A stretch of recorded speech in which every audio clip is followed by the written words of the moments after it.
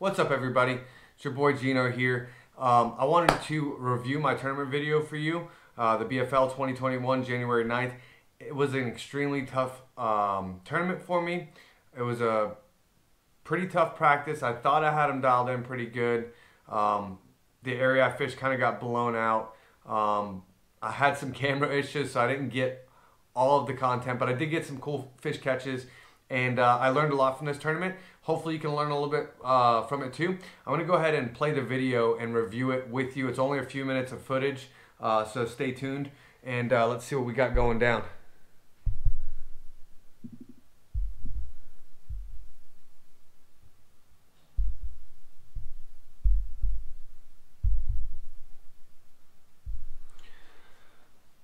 Alright guys, so we are in the first area, and you know, I told myself I was going to stick to my plan. I was going to fish this area until about 11:30 in the morning. Then I had an area I wanted to finish my tournament up in, two areas actually, where I know I can get some bigger bites if need be. I get to that area, and the weather predictions were delayed by 1 day. I just hooked a fish right here. At this point in time, my camera's actually turned off a couple times, and my co's boated a few. So, long story short, weather predictions were off by a day. Everything was blown out. It was not setting up the way I needed it to set up. There was sediment blown in. I was really focused on ditches and drains outside of spawning areas, but it just didn't set up to my strengths. At this point in time, I told my co, listen, you need to get your limit. I'm gonna give you till 10:30, then we're going hunting. Now we're already in a different lake at this point in time in the video. I've actually abandoned, it's 1:30 in the afternoon. I abandoned, at this point in time, it's about 2:30. I abandoned my plan. Oh my God, this feels so good right here. I'd gone hours without catching a fish. I abandoned my plan and went hunting for a new school. Found a small school of fish, and was able to capitalize on it and salvage my tournament. In an area I hadn't caught fish in weeks. They just showed back up. This guy knocks my camera down. He does it a few different times. This is about a 4.5 pound fish or so. This is the biggest fish I caught of the day.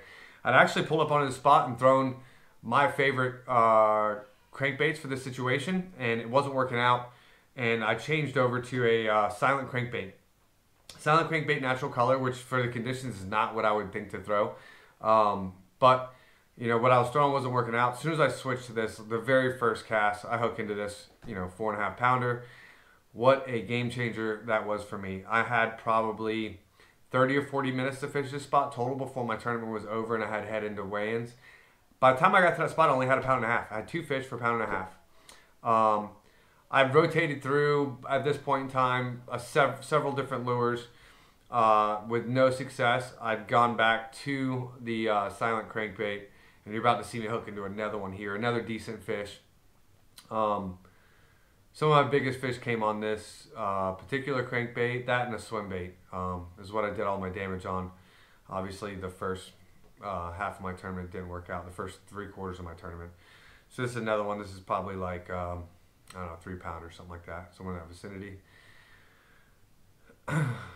Thankfully, I didn't miss any fish. I only caught, let's see, I caught my limit, and I called 3 times. So I caught 8 fish total, which is terrible, a terrible day for me.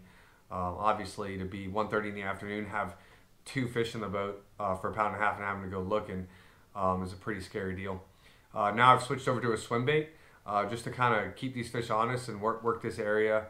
And I'm just slow rolling the swim bait. It's a 5 1/4 inch swim bait on a 1/2 ounce Gambler Goat jig head, which I absolutely love, by the way. They're incredible.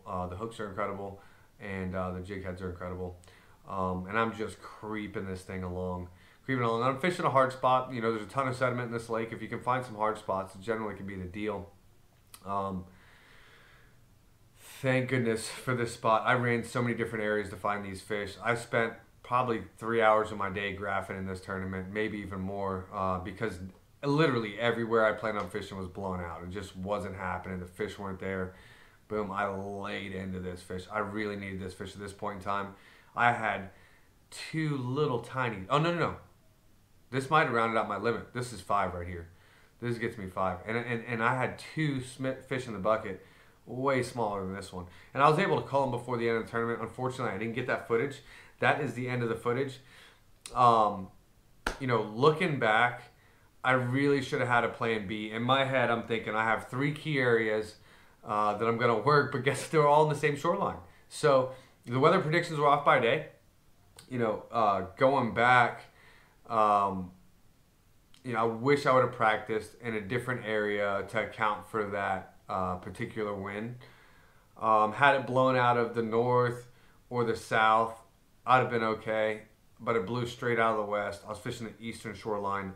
All of my fish were on that shoreline, so it blew straight into it. And maybe I could have made some adjustments to catch them, but as far as like catching them offshore where I was catching these fish at on shell bars and ditches and drains, they just weren't there. There was no fish there. There was no bait there. There's a ton of sediment blown in, gunk everywhere. It was an absolute nightmare.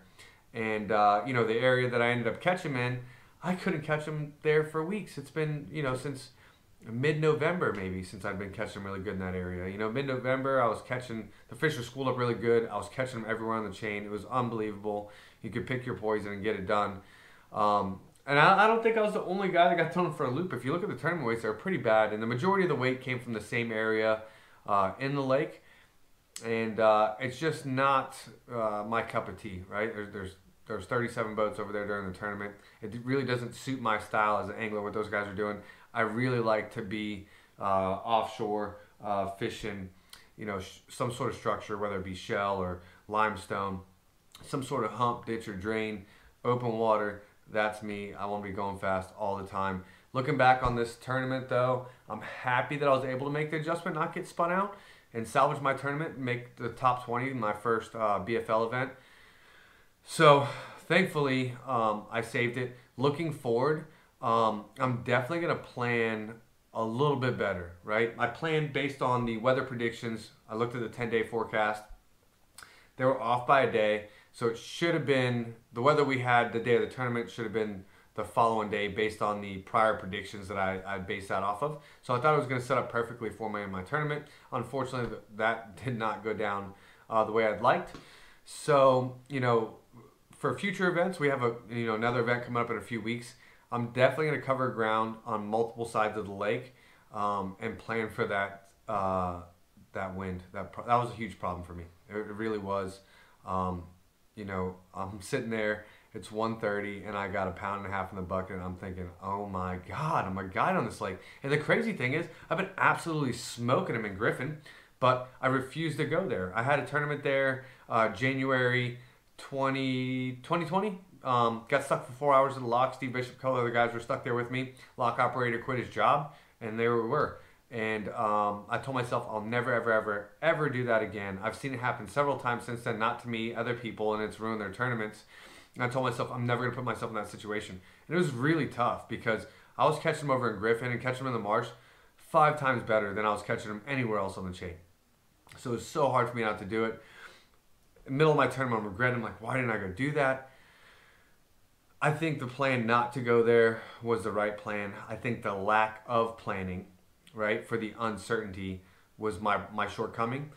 So in the next event coming up in February, I'm definitely going to look to find some other areas that could possibly be protected from the wind. You know, the fish have been on beds. They've been on beds. You know, we just had the full moon come through. They've been all over the chain. I do not like relying on spawning fish. I don't like being in canals, and I don't like being up against the shoreline. So future event, plan a little bit better, and hopefully I can win the next one around, or at least be in the top 10. But nonetheless, still super happy with my finish. My co-angler did pretty good. You know, till next time, I appreciate the support. If you can, like and subscribe. And stay tuned. There's going to be a ton of good content coming your way. Thanks, everybody. Till next time, tight lines.